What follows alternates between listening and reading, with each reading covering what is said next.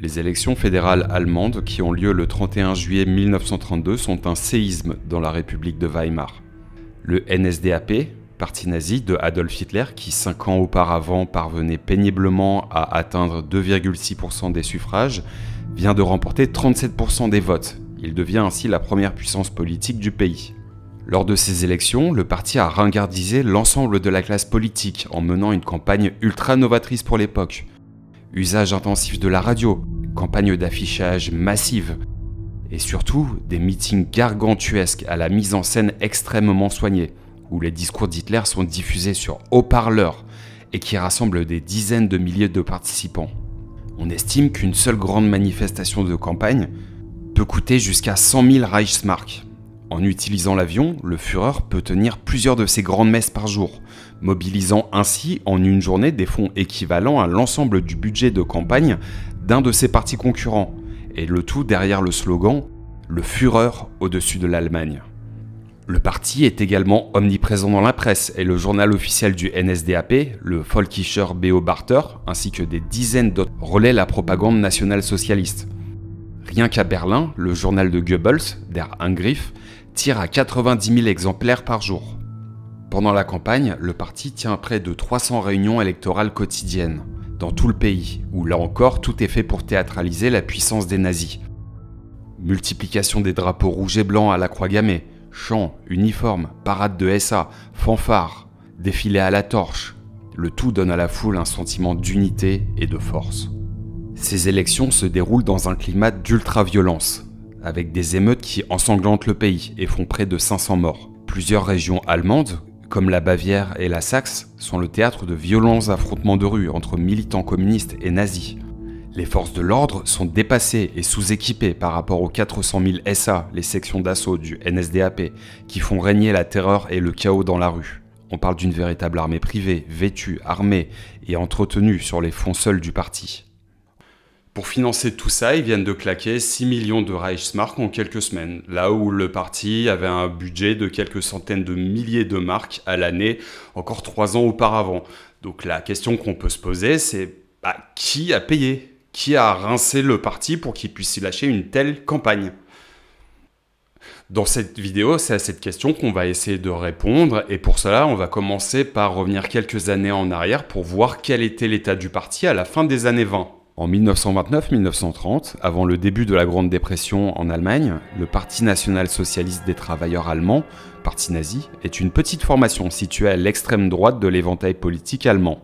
Aux élections du Reichstag, le Parlement, du 2 mai 1928, il remporte 2,6% des voix, soit un déclin relatif par rapport au score de 1924, 3%. Si le NSDAP a eu un petit moment de dynamisme lorsque tout allait mal au milieu des années 20, le parti est en perte de vitesse.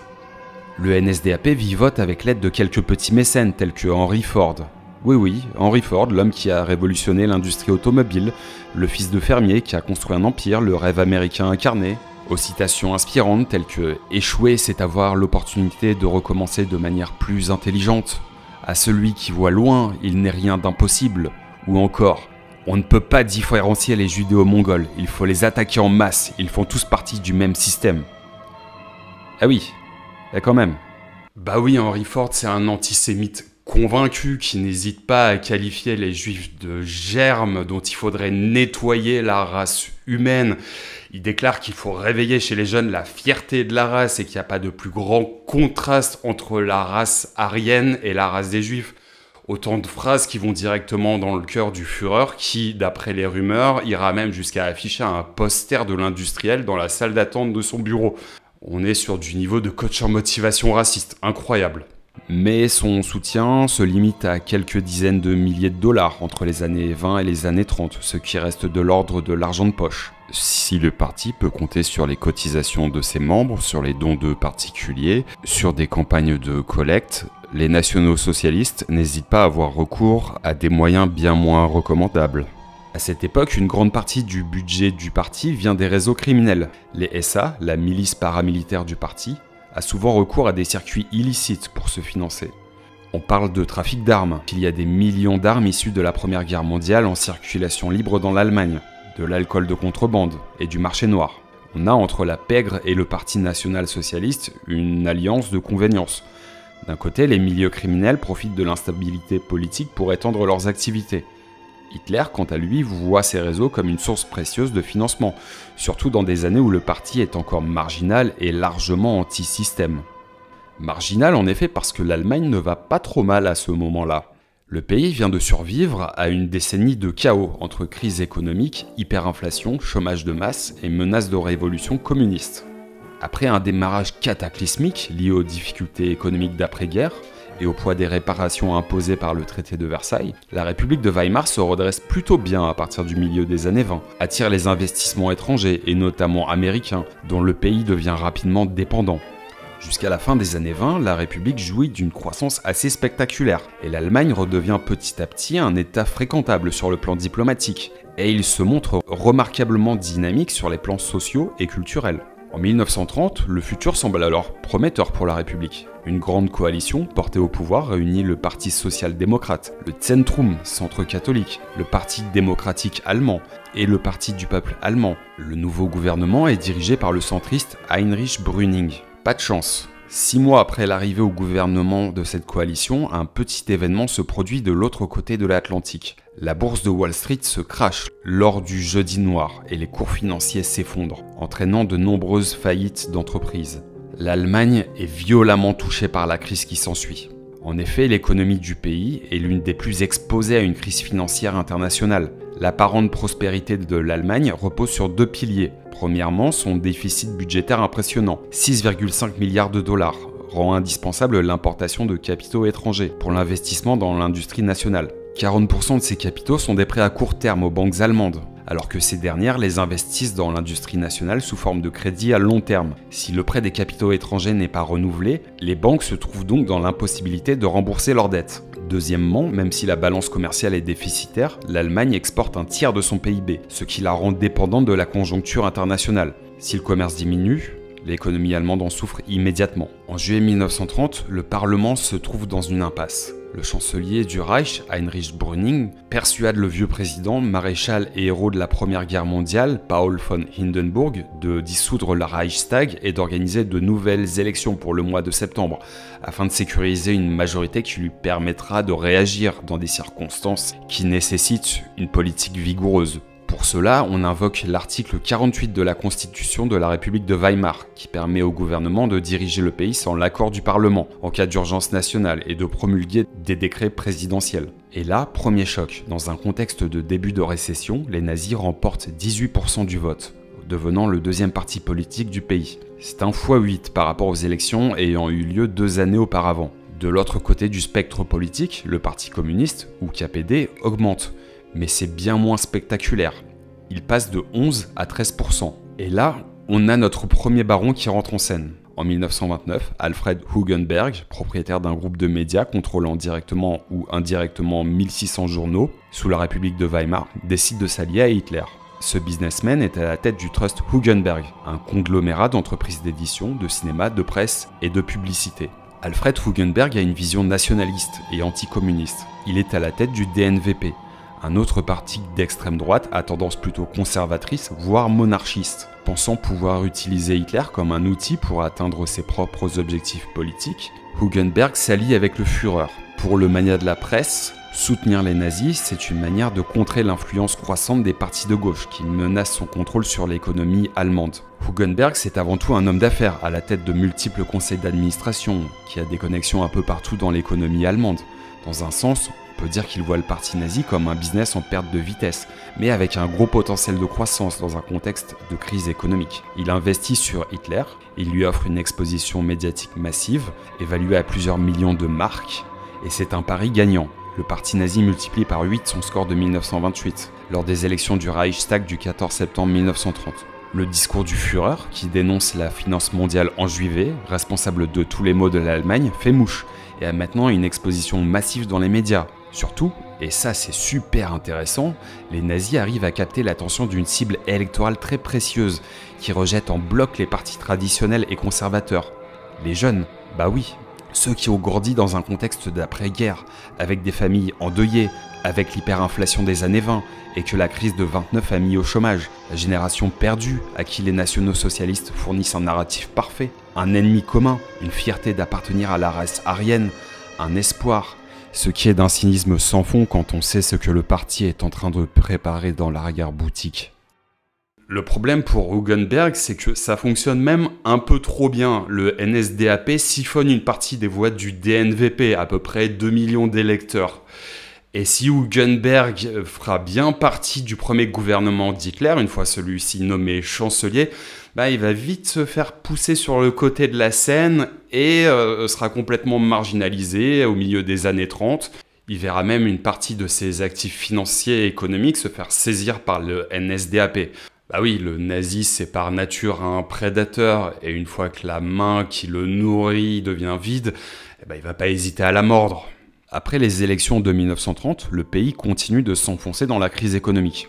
En 1932, le pays compte 6 millions de chômeurs, soit un travailleur allemand sur 4. L'économie est en récession, la production industrielle chute, tout comme les exports. Pendant 2 ans, le gouvernement Brüning opte pour une politique de déflation et de restauration de l'équilibre budgétaire. Pour ce faire, il fait passer une série de mesures impopulaires à coup d'article 48. Ainsi, il impose une augmentation des impôts sur les entreprises, ce qui déplaît au patronat, une baisse des salaires, des prix et des loyers, ainsi qu'une réduction des allocations chômage et des prestations sociales, une limitation des importations afin de diminuer l'endettement extérieur. Toutes ces mesures échouent et en 1932, le vieux Hindenburg destitue Brüning pour nommer au poste de chancelier Franz von Papen, un ancien diplomate, membre du Zentrum, qui arrive et, comme on ne se refait pas, remet un coup d'article 48, ce qui entraîne une nouvelle dissolution du Reichstag. Cette fois, le parti nazi gagne 37,3% des voix aux élections de juillet 1932, devenant ainsi le plus grand parti politique d'Allemagne. Les communistes prennent des voix aux sociodémocrates dans un climat économique en constante dégradation, remportant eux 14,3% des suffrages. Mais c'est une hausse somme toute limitée pour un parti d'extrême gauche, soutenu par l'Internationale communiste et indirectement par l'URSS, dans un contexte de crise qui frappe de plein fouet les ouvriers. Mais de fait, le Reichstag en 1932 est composé pour plus de la moitié de représentants de partis qui se sont publiquement engagés à mettre fin à la démocratie parlementaire. Bon, à nouveau, il s'est passé un truc. Et là, notre second baron vient d'entrer en scène.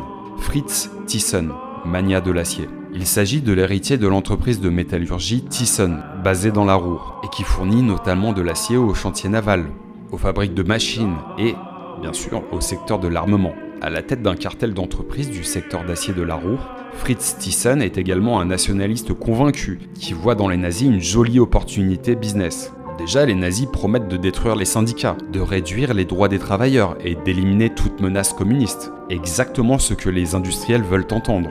Ensuite, les projets expansionnistes d'Hitler, ça va être bon pour les carnets de commandes, ça.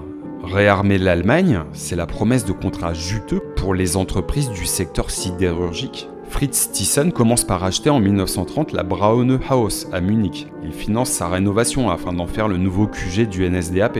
Il entame parallèlement une campagne afin d'encourager les industriels à travailler avec les nationaux socialistes. Fritz Thyssen devient officiellement membre du NSDAP le 1er mai 1930. Dès 1931, il donne 1 million de Reichsmark au NSDAP, un montant gigantesque pour l'époque. En 1932, il invite Hitler à venir pitcher son programme devant 200 industriels qui sont conquis et décident d'investir massivement sur cet Autrichien gesticulant qui leur promet monts et merveilles.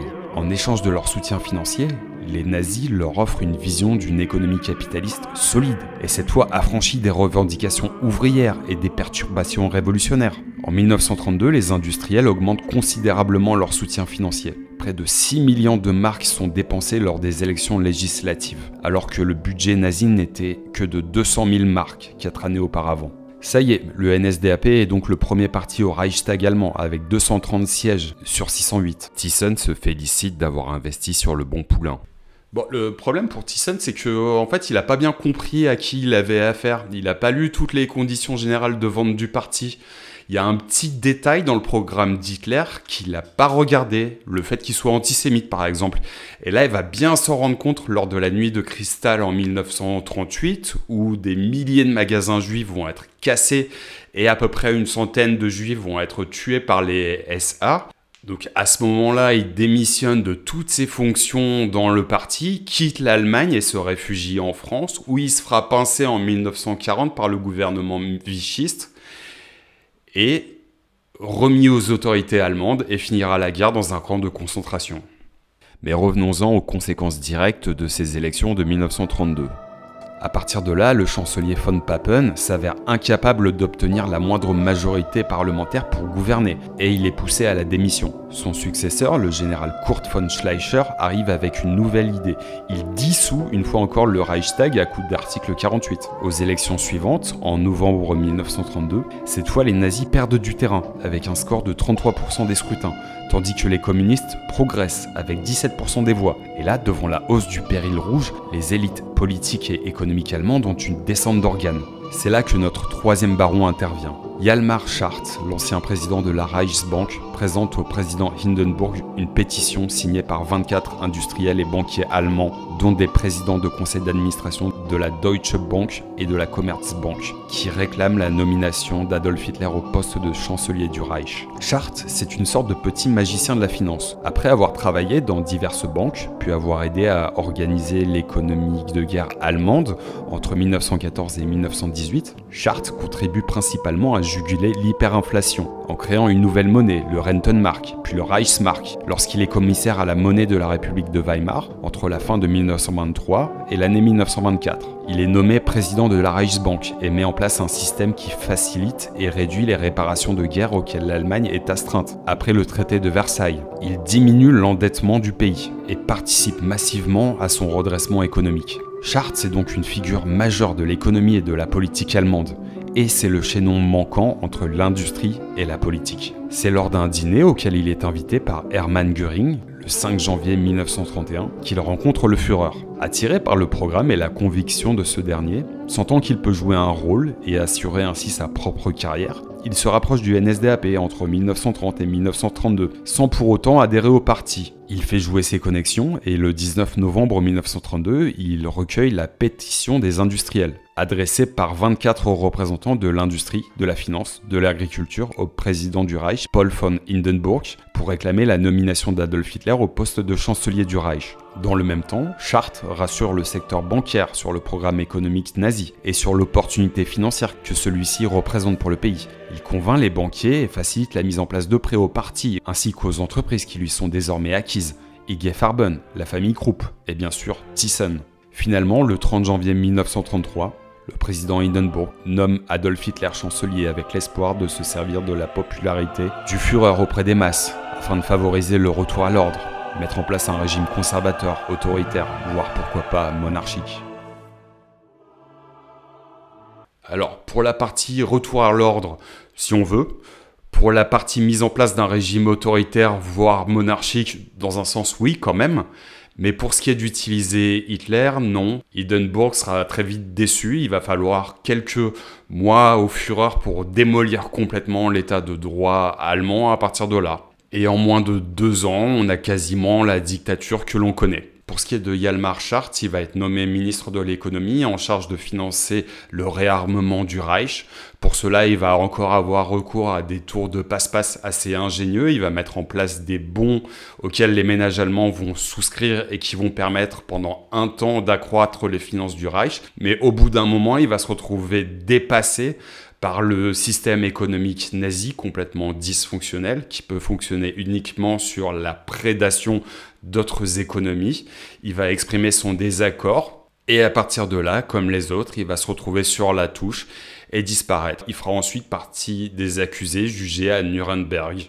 Ce qu'on peut dire au final, c'est que les nazis ont réussi de manière très habile à jouer un double jeu. Le premier en manipulant les masses avec un discours très démagogique, populiste, qui a fait complètement mouche dans le contexte économique et politique dans lequel il se situait, tout en servant un discours complètement différent auprès des élites industrielles et politiques du pays, qui vont d'ailleurs se laisser convaincre assez facilement, parfois par peur, parfois par calcul idéologique, souvent par cupidité. On va en rester là pour cette vidéo, j'espère qu'elle vous a plu. Si c'est le cas, n'hésitez pas à me laisser un petit commentaire, à mettre un j'aime et à vous abonner à la chaîne. Moi, je vous souhaite une très bonne journée et je vous dis à très vite pour de nouvelles vidéos.